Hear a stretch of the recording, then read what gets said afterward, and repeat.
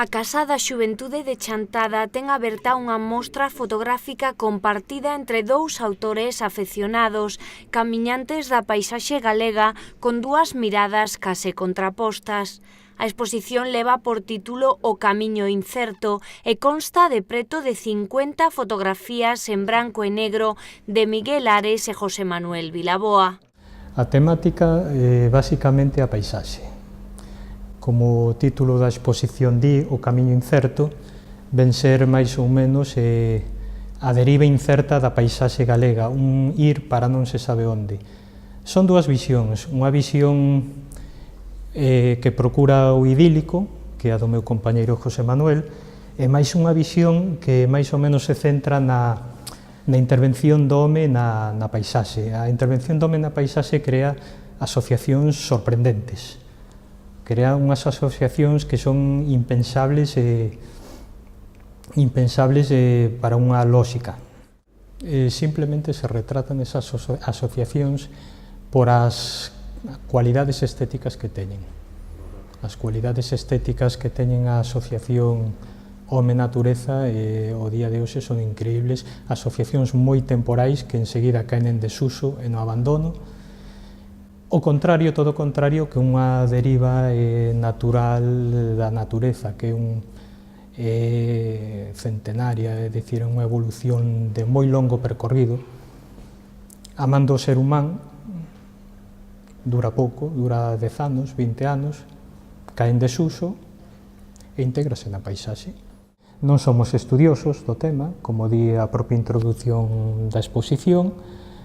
Logo, é unha visión, unha estética, a búsqueda da beleza, buscar a beleza no desastre, a beleza, a cor, a asociación de colores no desastre paisaxístico. Os dous autores moveronse sobre todo pola Galicia interior, tendo o epicentro das súas imaxes no concello de Santiso. É a primeira vez que amosan ao público esta recompilación das imaxes recollidas en distintos lugares e momentos. De xeito non se sabe se casual agardan a reacción do público a estes impactos de natureza e intervención humana na paisaxe. Un dos fotógrafos explica a súa relación con esta disciplina. Penso que é unha afección derivada de outra actividade principal. A nosa actividade principal é camiñar, ver mundo.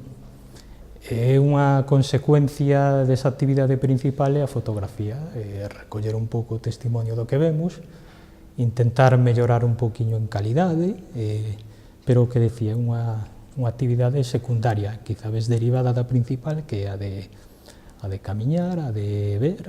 A paisaxe pura atopada en reductos da natureza é a visión de José Manuel, quizáis máis vinculada coa busca do primixenio, en contraposición coa paisaxe plasmada por Miguel, na que a man do home é xeradora de paisaxes singulares. Eu intento aproximarme a unha visión semipoética da natureza. Gústame camiñar, andar daqui para lá, pararme cunha luz, pararme cunha folla, distraime moito a néboa. Mira, moitas desas fotos que hai por aí foron sacadas todas nun lugar moi reducido, que dediquei moito tempo. Moitas son dunha charca, ves por aí 4 ou 5 fotos que son no mesmo lugar.